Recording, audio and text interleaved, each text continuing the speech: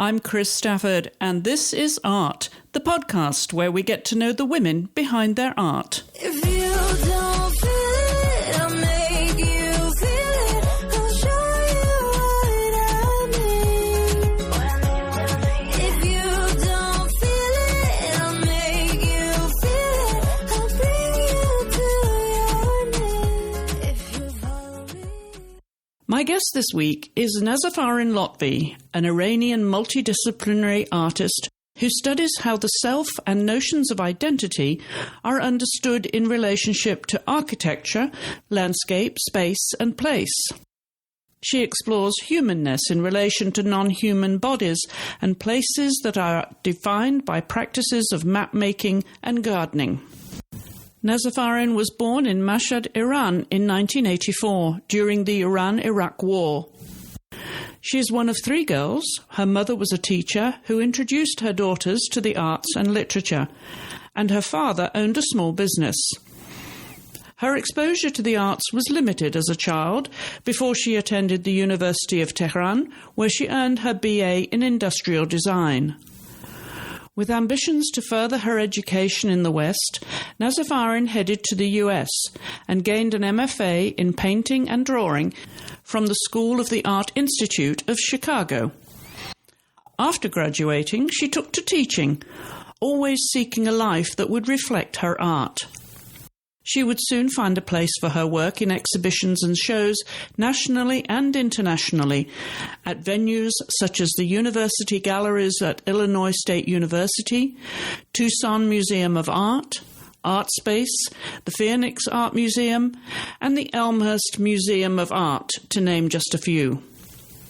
Nazafarin is the recipient of the 2023 Eliza Moore Fellowship for Artistic Excellence.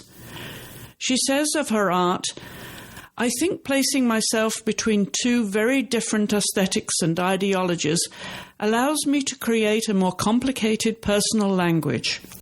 And that does more justice to the complexities that I experience as an Iranian female artist living in the US.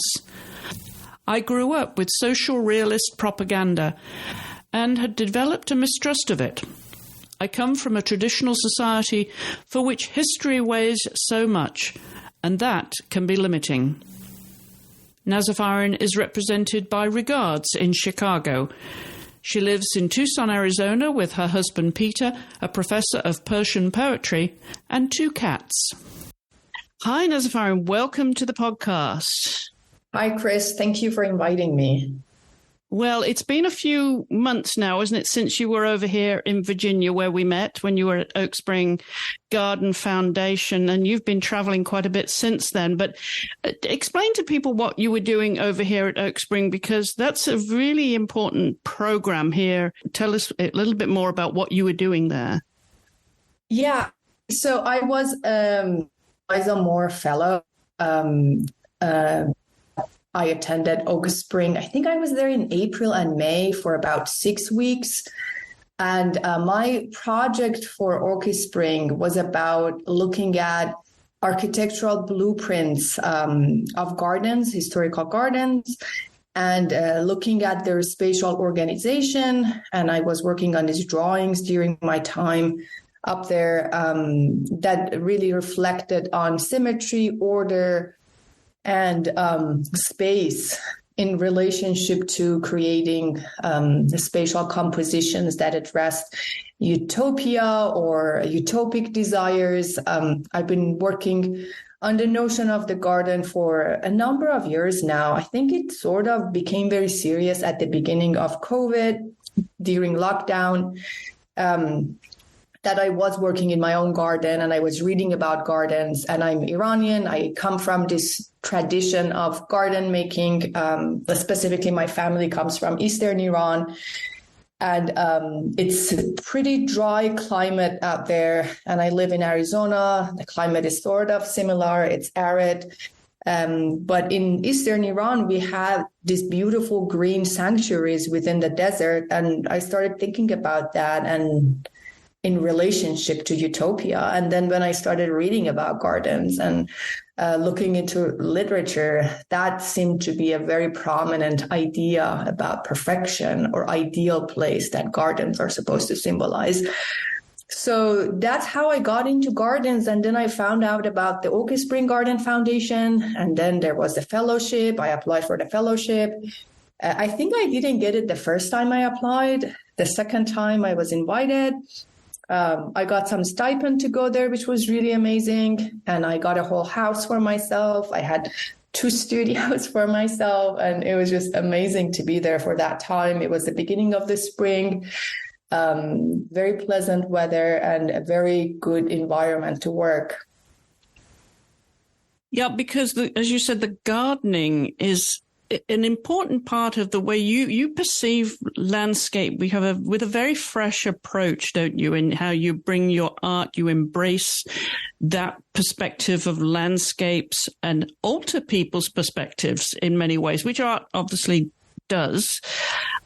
And you have a very, I think, interesting philosophy about that. Tell us a little bit more about that, and what brought you to the place you are now in terms of culturally and combining your art and establishing really your own language? Oh, that's a very good question. I have to start from how it all started. So I moved to the Southwest, to Arizona about 5 years ago. Maybe a little bit more now. And I was fascinated with the kinds of art that I had seen from this region, which I immediately realized there was a lot of landscape painting and photography.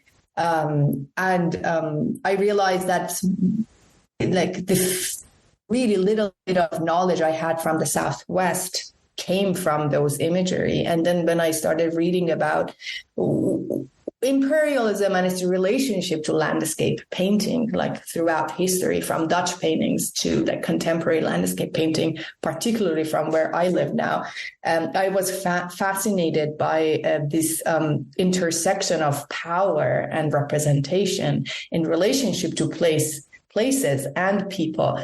And that's how I started like digging into it a little bit. And then I feel like I went around the globe to come back to my own culture and look at how, like in my culture, nature or landscape has been represented.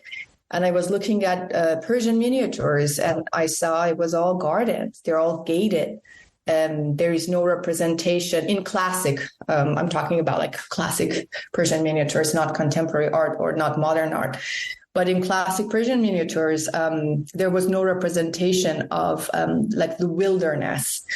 The nature is always tamed, contained. And that was very, very interesting to me. And that's sort of how I became because my work previously had to do with architecture. I was always fascinated with architectural elements, architectural spaces, because I understood them as signifiers of human presence or human body. I never made really figurative work in my adult life. And I always used architectural spaces as a way to talk about human condition. And then the garden became this other thing, this other space that is both architectural and natural, a combination of the two worlds that I belong to in one perfect setting that was about human desire, human life, and human presence. So I sort of came to garden making and working on gardens through a very architectural lens, not through learning the names of plants. I mean, I do know plants, especially in where I live. The first thing I did was learning the name of plants and birds, because that was my only way of feeling at home in some way or settling in. But when I was at Oak Spring, I know there were a lot of artists whose work was about specific plants, but I was looking at the whole space, and I was very interested in imagining that space from above, just like the architect or creator. But in Iran, where you grew up, it's gardening is really part of your cultural world, really, there, isn't it? Is it a privileged world, or are these common spaces that Iranians can enjoy? It depends. So I grew up in a city, but my parents both had a childhood that was combined between the city life and a school and summers in the ancestral village, like their family village, basically. That's where they had fruit trees, like the grandparents' house was still there, and like the kids would be sent to the village for the summer to help with harvesting the fruits and help with basically keeping the land or the garden. But my childhood was mostly spent in the city, but we would visit the village often. And my mom, like that was our relationship to the land, was through her lineage in southern Khorasan. And Khorasan is a state in northeastern Iran that is bordering with Afghanistan and Turkmenistan on the north.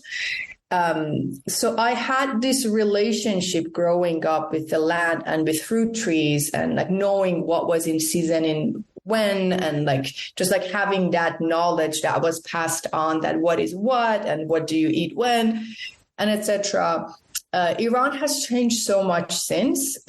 My dad is an avid gardener at home.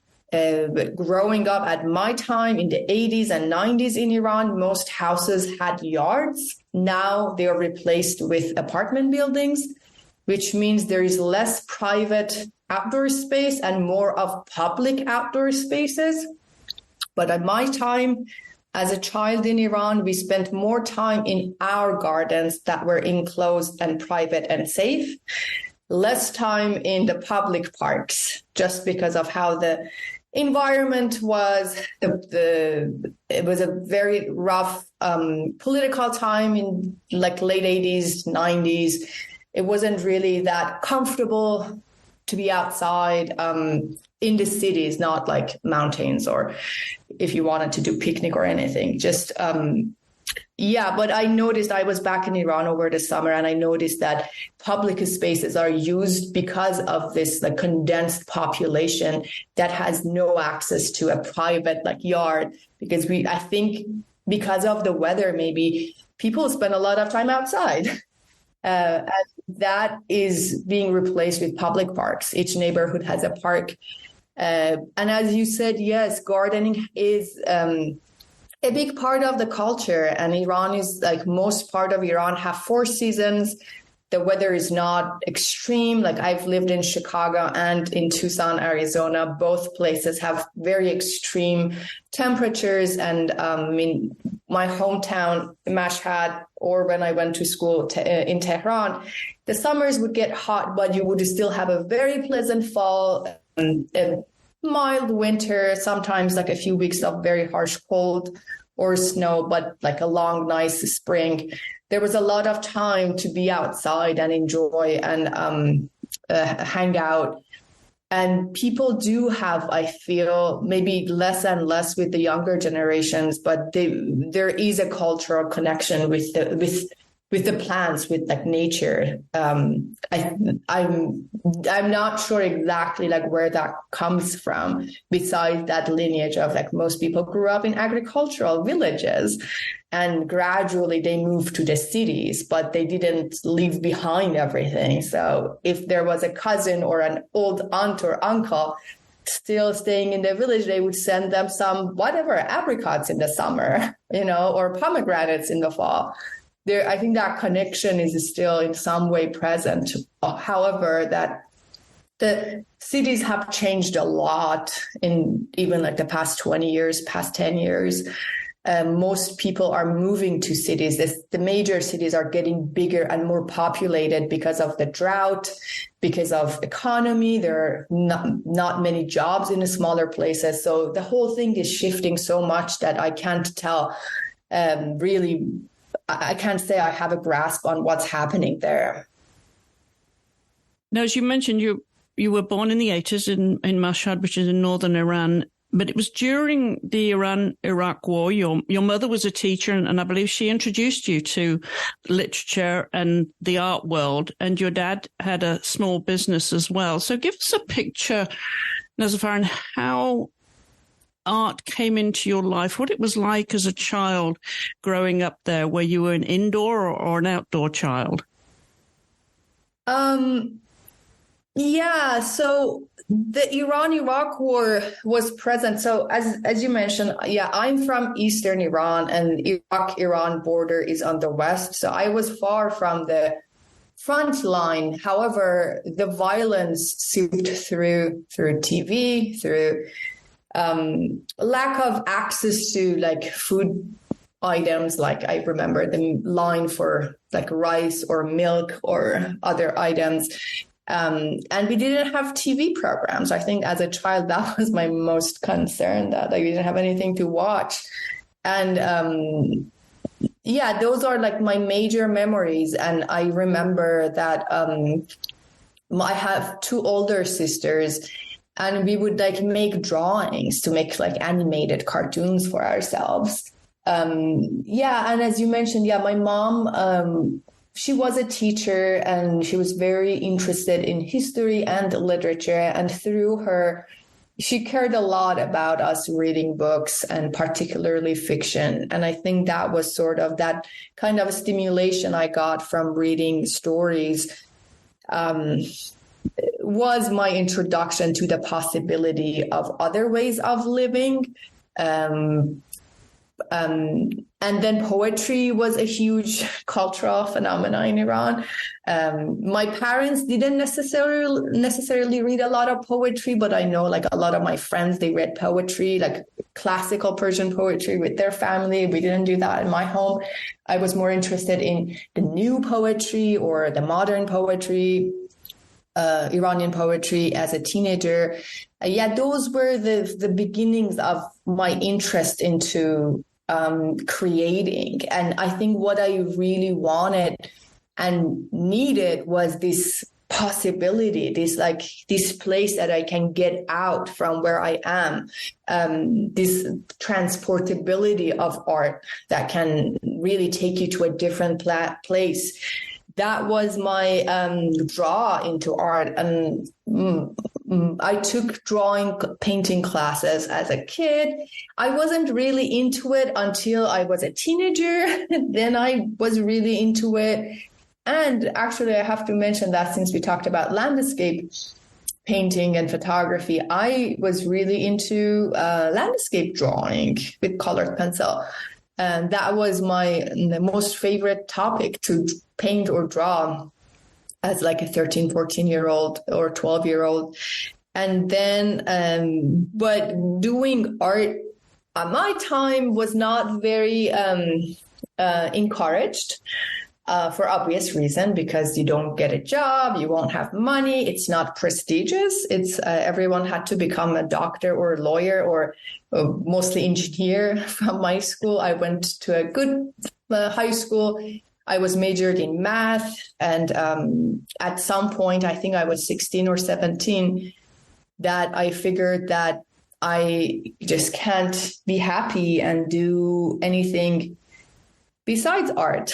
I was actually debating between two things, but art became my thing because I felt, well, I didn't know anyone who was an artist. I have to tell you this. So I really didn't have any clue what that meant. The only thing I knew was that none of the people that I don't want to be like are artists. So art was this other thing that more interesting people were doing, but I didn't know them. I only knew ideas about artists from books, that they were radical, revolutionary. They had ideas of their own.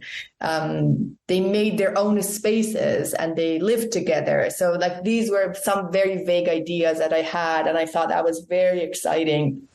So that was my approach to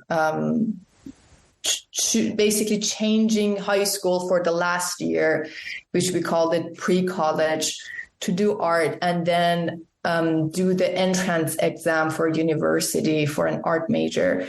So Iran is a very different educational system, and especially this is like early 2000s. Now it's different, but back then you had to choose what entrance exam for university to take, and you could only between biology and math, if I remember correctly. And then you could also do art, but I only did art. I skipped math because if you don't study for it, there's no point. Yeah, that's how I sort of switched in my late teens to become an artist. Did you have the freedom? Because we, over in the West, we regard Iran and Iraq and that region as being somewhat oppressive politically and in terms of education for girls. Was that an issue with you? Did you have the freedom, the liberty to study and Western art and Western philosophy and create your own pathway, so to speak, in those formative years? I mean, there are limitations. It really depends. Like, I grew up in a major city, in a middle-class family. My family is not religious. So it's very different than someone who grows up in a small town, in a religious family or in a conservative family. It's not really one picture, but I could move at 18 from my hometown to go to Tehran, to go to University of Tehran. My parents were supportive, but that doesn't mean there were no limitations or restrictions. I feel every step of the game has been a struggle. There has been a lot of resistance because at the end, I mean, Iran is Iran. It's the Islamic Republic of Iran. It's not a democracy in a way that I mean, life is very different than in the US. The resources are very limited more than anything else. There's so many opportunities here, and none of that exists over there. In terms of work, in terms of grants, in terms of fellowships, scholarships, like, no, there's like, it's like every step of the game is a struggle for both men and women, but more so for women because there's so many layers of control and patriarchy. They're like so deep embedded in the culture that and in the system that is ruling, that it's a constant battle. But also, again, like, it affects you in different ways depending on the class and wherever you come from, you know, like the family and the city, the region, the time that you grew up there, because now it's like a whole different story than my time. I think like the 16-year-olds of now are really different kinds of people than my 16-year-old and my friends. So where was the magnet then in drawing you to a world that you could influence and where you could learn, where you could study, where you could, as I said earlier, develop your own language in connecting the pieces of art and nature all together? I mean, what was drawing you then? Because I know you were influenced by the Russian avant-garde artist Malevich, and I think that speaks really to what you're doing now in many ways. Talk us a little bit about that growth and pathway that you took as you graduated from the University of Tehran.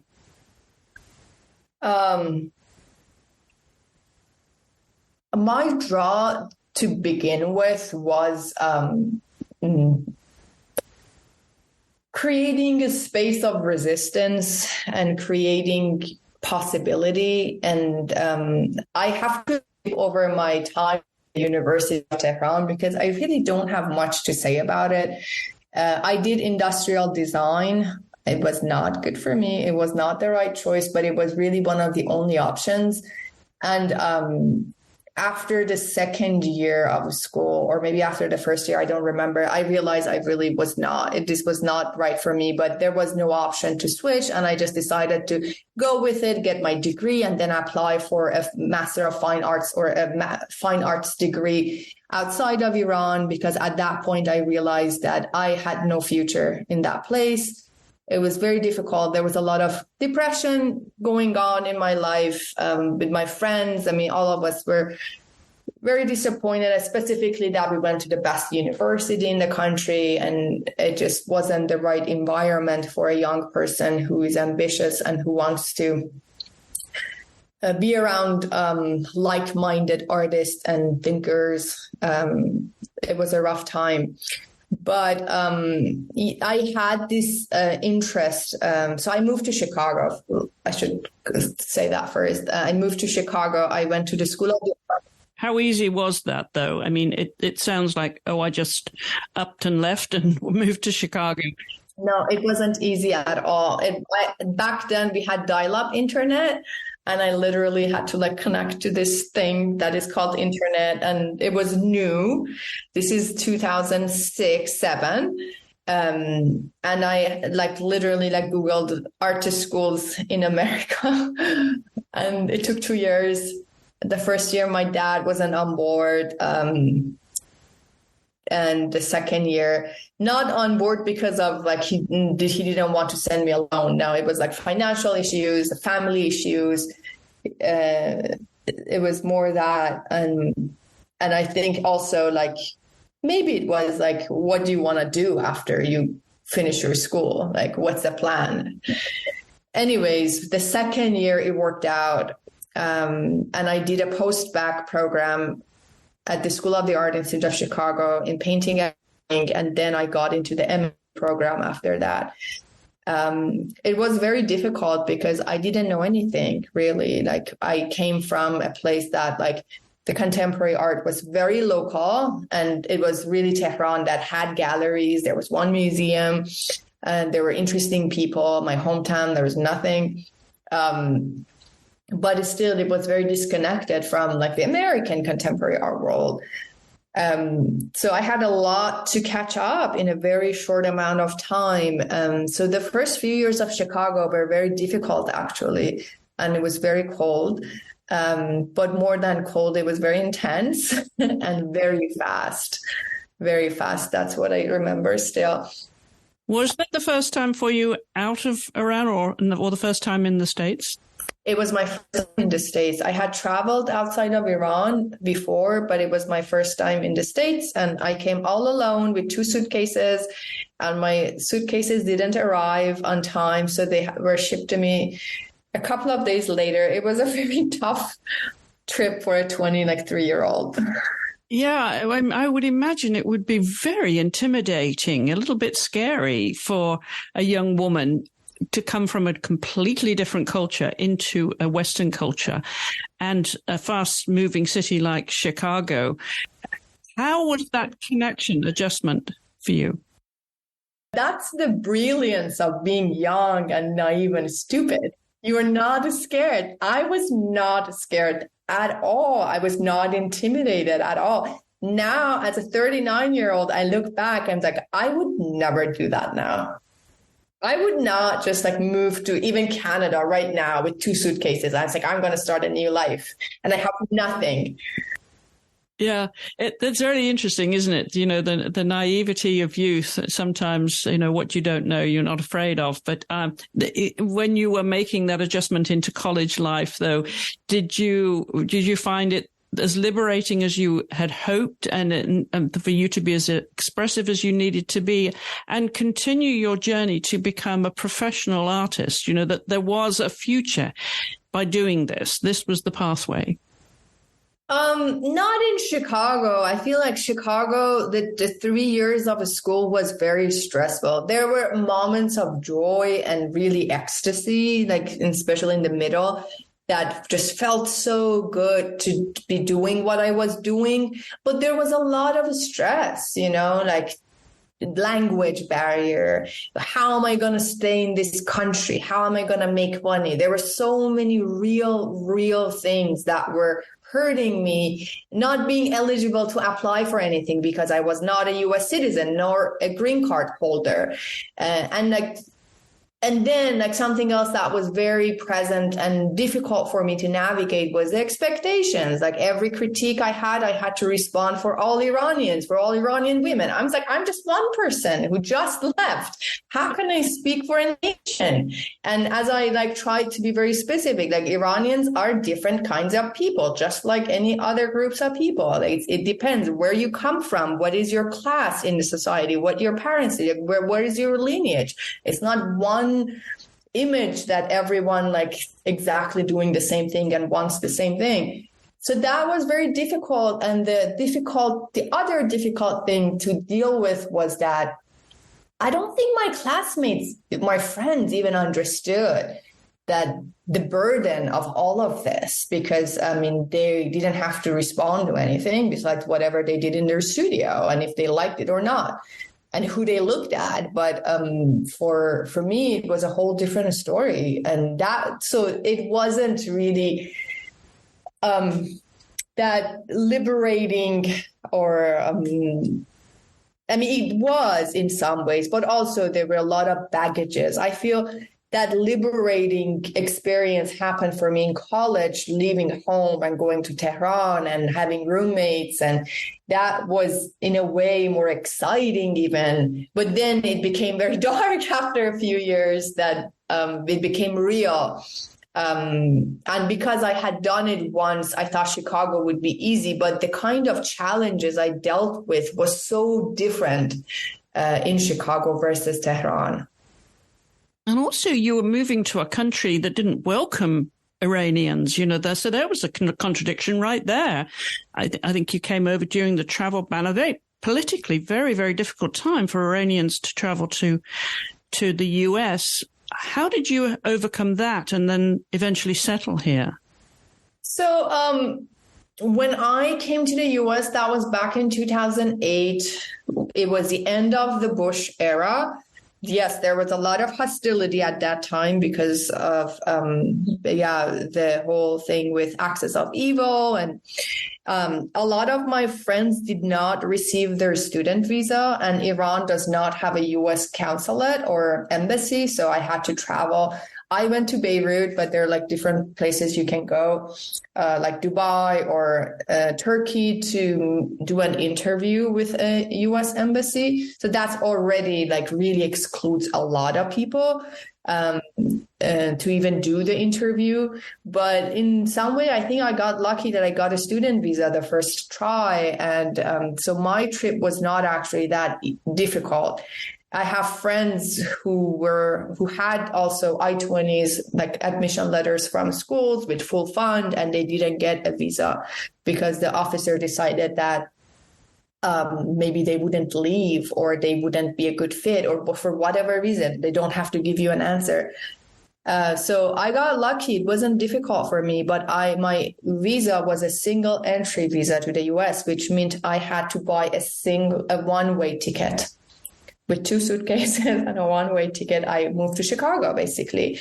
And after school, I had 1 year of OPT to stay. And it was a very difficult, stressful time. What's OPT? OPT is that optional program. It's the training that you can do, like you stay 1 extra year after your degree for international students, yeah. So where was your social support then there? Was it with your fellow students, or did you have any other family here to support you through that transition into the wider world once you graduated? It was the school's community. It was the school I went to, SAIC, has a very robust community in Chicago, and we all supported each other after school. And it's still, I think, one of my main communities in some ways. Yeah. What was your biggest takeaways then, and as a student, and from what you learnt in Chicago, and how that informed what you might want to do as an artist? That's a good question. I'm like looking back now. I don't remember back then.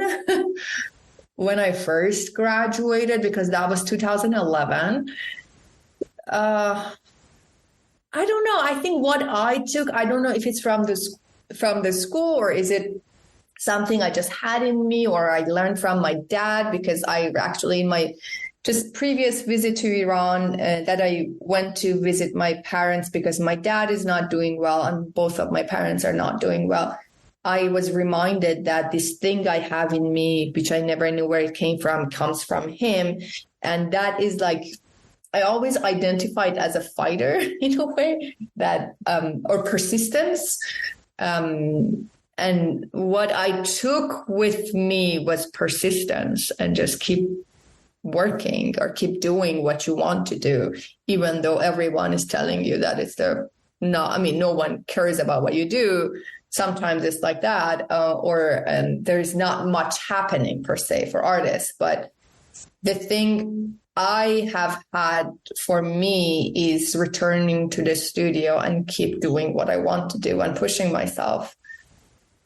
Yes, it's interesting you should use that word persistence, because as you were saying that, I just began thinking that to get where you got and to go through that journey, you must have been somewhat stubborn or willful and certainly determined.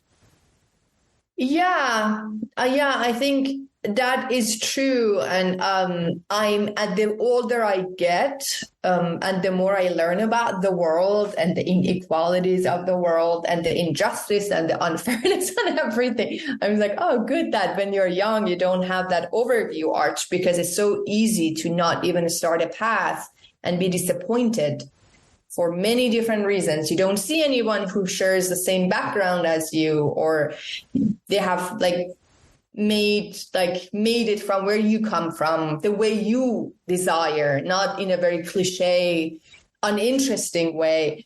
But at this stage, I think that is maybe the interesting thing about art, that you channel your path or you carve your own path. I'm not saying it's easy at all, and but that's art. Did you meet with any prejudice as an Iranian woman during that period, which was, as we know, politically somewhat sensitive? So with Iran, it's always politically sensitive. Back then it was Bush era, then it was Obama, and then it was the deal with Iran, and then it was Trump. And in 2017, he imposed the travel ban on a number of Muslim countries, including Iran. My sister got stuck in that liminal immigration path. But at that time, my situation was settled. I didn't personally, myself was not affected. My family members were. Lots of my friends who were traveling and who couldn't come back. A lot of them were students in PhD programs, and they were stuck in Iran or Turkey or Europe because they were suddenly not allowed to come back to finish their study or come back to their families in the US. It was a very, very difficult time, and it still is, and it has been, I think, since the 80s, it has been one thing after another, and we Iranians who are stuck between our own government and the imperial power of the US government, we are being squeezed in the middle without really getting our voice out and having any real representation out. So our stories is sort of really untold and lost in the middle of all these other messy things that are happening to us. There is a lot to the southern border and the humanitarian crisis that is happening here. I know some Afghans and some Iranians also passed through to come to the US, but the story is about Latin America and South Americans coming north. We are not part of that immigration story. And most of us don't cross the southern border to come here, but our immigration story is also, in some ways, it is a crisis. It is a humanitarian crisis in a way that people are separated from each other. Families are really they don't, I have so many friends that they came to the US and they never went back. Their parents died. They couldn't participate in their funerals. They couldn't see them in their last days or months. It's painful. There's a lot of pain. And it's mostly because you get a single entry visa, then you have a work visa. You can't travel with a work visa, or you have an artist visa that you have to renew every 3 years. And that takes so much money. And you don't have any extra money or time to go. And if you go, you might not be able to come back. There are so many layers and challenges. So art then has been a vehicle for you that represents so many different aspects of your life. And I read somewhere that you said that art is about taking the risk of engaging in something somewhat ridiculous and irrational. unpack that for us, Nazafarin, and how this relates to your work, what you are trying to achieve in that world that can be somewhat ridiculous and irrational as an Iranian woman in the US. Yeah, the absurdity of art sometimes is very interesting to me and stimulating, and sometimes that is like what bothers me so much. But I came to art through a real existential drive. It seemed like art was the answer to many things, right or wrong, and I still debate that. So my approach to art making is through that lens. I'm just coming back from this 2-week program in LA, and we saw so many amazing artists, but I kept hearing from most of these artists, where most of them are the most famous artists that you see in all museums, and they show with Gagosian or this gallery or that gallery. They're at the top of the game. And one thing I kept hearing over and over was that I'm the first person who did this, or this person made the most monumental of this. There's so much like emphasis on how to make things, and being the first person to discover something or being the first person to make that. And it's just like so boring to me. I'm like, okay, welcome to American art again. 10 years after graduation, it was really refreshing and fun.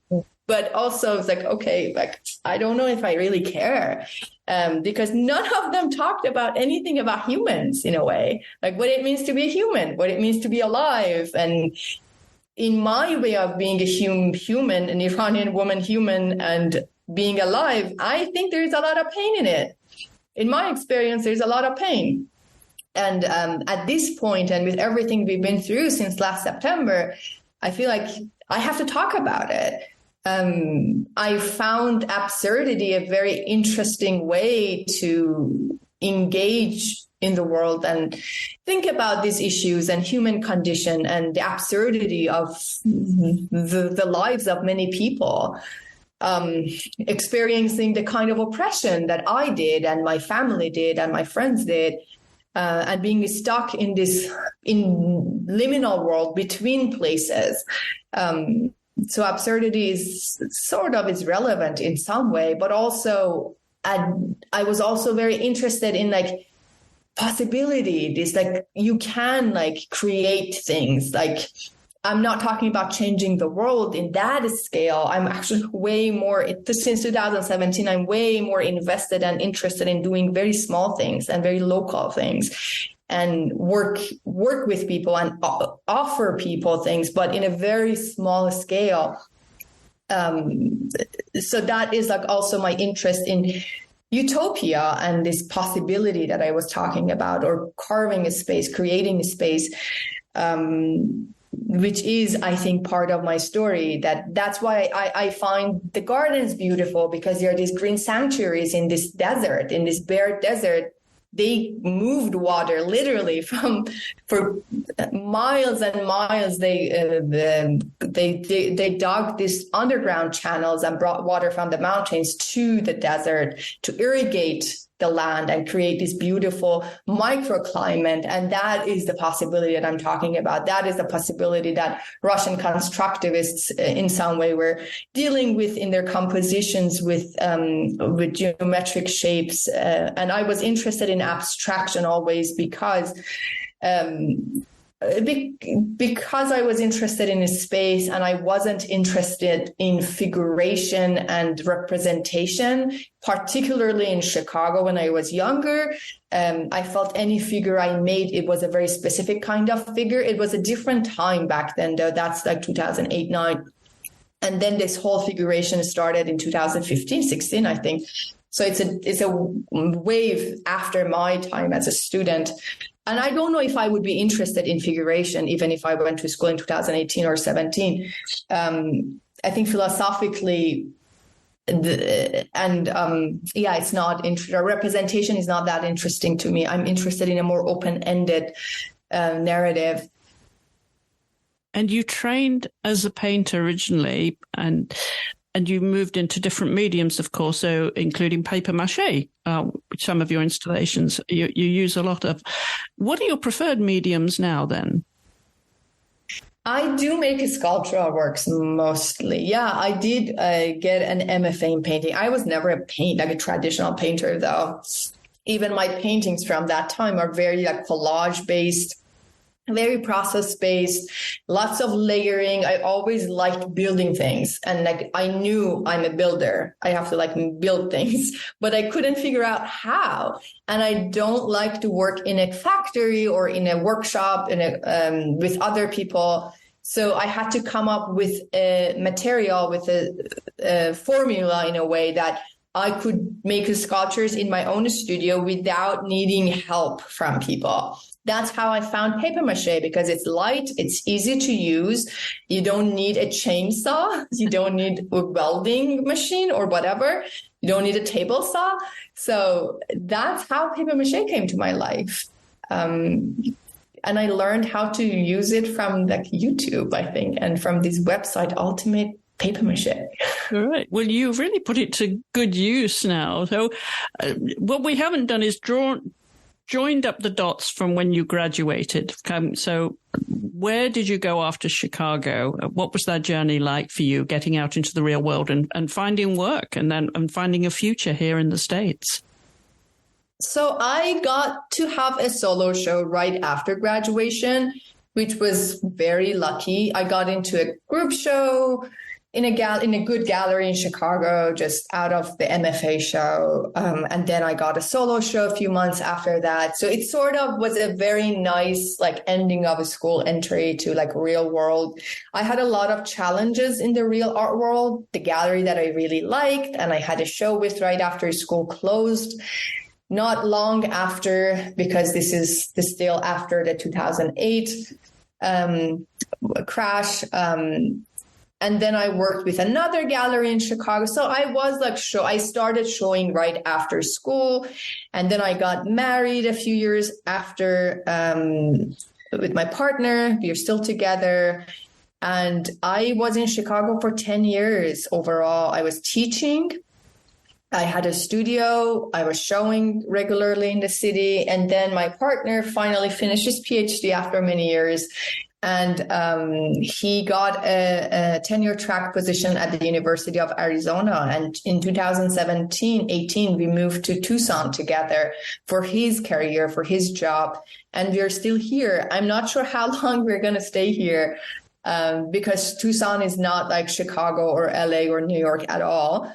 It's a very small community, art community, not many galleries, or maybe just a couple of galleries. So it's a lot less goes on here in terms of arts and culture.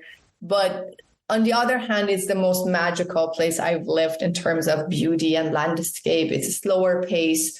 It has allowed me to have a garden, to really reconnect with a lot of things I always loved from those summer times in the village, looking at the sky and seeing the Milky Way. I can do it here.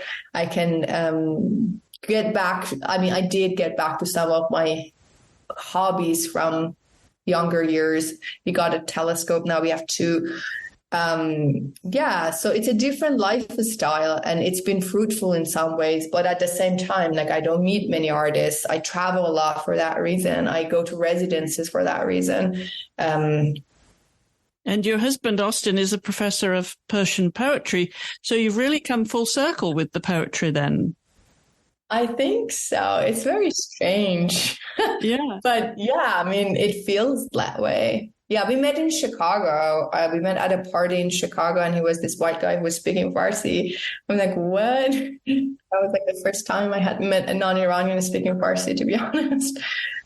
Yeah, that's how we started speaking, talking, and gradually, we started hanging out. And 12 years later, we're here. And you're still together. That's wonderful. And so you were actually making money out of your art as soon as you graduated then, because a lot of students, might be waiting tables or doing something else in life to make ends meet before they get established as an artist. But it seems that it was seamless for you to be profitable then once you graduated.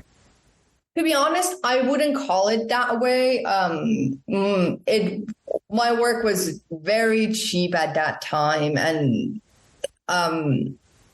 it was not, I could not like afford living just selling work at all. I always taught. I started teaching just maybe 6 months after coming out of school. In the spring semester of the year after, I was teaching, and I taught at different colleges as an adjunct to be able to afford my life. So I never actually like made that much money from my art.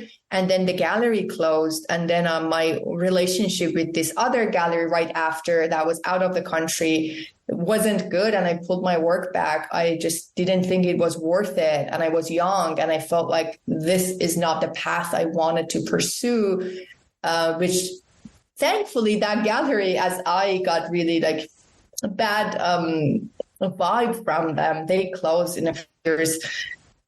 No regrets on that. And I work with a gallery now that is also based in Chicago regards, but I don't like sell that much work to be relying on it at all. So I'm not a profitable artist in any way. That was at that time then, when once you graduated, you determined that you would stay in the US, that you were not going to go back to Iran. Yes. Yeah. And then meeting Austin, it was like we wanted to be together, and then we eventually married. Yeah. Love will do it to you, Nazafarin. Yeah. And it's much easier to be an artist it's such a hard, at this point, even if you teach as an adjunct, you make some money, which is, I think that's like one of the worst things we all do, because you get no benefits, now some schools are doing continuing contracts, like you teach for a few years as an adjunct with one contract. But my time, it was every semester you had to renew your contract. So it was really not a stable situation. But yeah, we all find our way. And to be honest, I think it's really unfair, the kind of lives artists have to do in order to just survive. Because we are an important part of the culture, like artists are important, very important in the culture, but there's no value for the work we do. And the artists who make money in like an average scale are just literally making the same thing over and over. And a lot of them are producing the work that the market wants from them to produce, just in order to make a living. And I can't blame them for anything, because how do you make money otherwise? Like, I got into teaching. I have a partner now who has a full-time job now. And we live in Tucson, which is a cheap city, especially before COVID. It was very cheap. So yeah, it's a challenge for everyone, I think. In terms of your art, though, and the message of your art, how would you describe how it's evolved, and how would you describe yourself as an artist now? That is a very difficult question. I never like to separate art from life. So I do think that, especially the good thing about living in Tucson and not having any affiliations with any institution that forces you to do certain things, I feel like I have been able to live a life that is a reflection of my art in a way, that there is curiosity in it, there is daydreaming, reverie, there is also focus on other people, giving back to people, creating a space for other people. I think these are the themes I work with in my drawings: creating a space, making void become a place, and making places to become a void, the tension that we previously described in relationship to absurdity. And also utopia, which I always remind myself that utopia is an imagined landscape. So therefore it is an impossible place. But I think in my real life, I'm like trying to like do like these like little steps towards like creating spaces for other people, or doing things that maybe there is not much time for other people to do in their lives, like from like having a deeper relationship with nature, or spending enough time with non-human beings, and being surrounded by human beings who are not necessarily artists or in the art world, but they deserve attention and they deserve a space, and I feel comfortable to be around them and I identify with them. And specifically, I'm talking about refugee status communities that I started working with since I moved to Tucson, actually.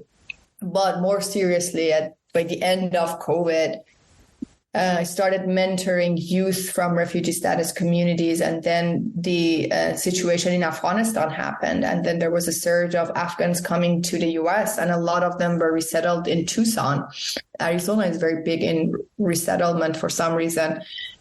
And that my work became more serious gradually. And then I thought about it, oh, look at this. This is another garden. It's just you put the seeds in the ground and then it just starts growing. But it is like everything I do is a future-oriented project. So you can't give up because you have to keep going. I started a mentorship program called Hamrah Arts Club, I think back into 2021, if I'm correct. Because I met these younger artists coming from Afghanistan and they were looking for other artists or other community members who are like-minded and interested in creativity. And that grew and became a thing that is still happening. We're meeting on Sunday with the remaining members because a lot of them moved on from Arizona to other cities. But that is like, it's not an art project, but sometimes it is. It is a placemaking project, and I like to be a part of it. And because I'm older and I know people and I have access to resources, I get to be the one who organizes everything. Well, your art is very much interwoven into your life and your lifestyle then, and with the mentoring, with everything that you do. I'm wondering if you have a vision for the future, what impact you would like to have with your language, your ideals of art, and how it is integrated in life?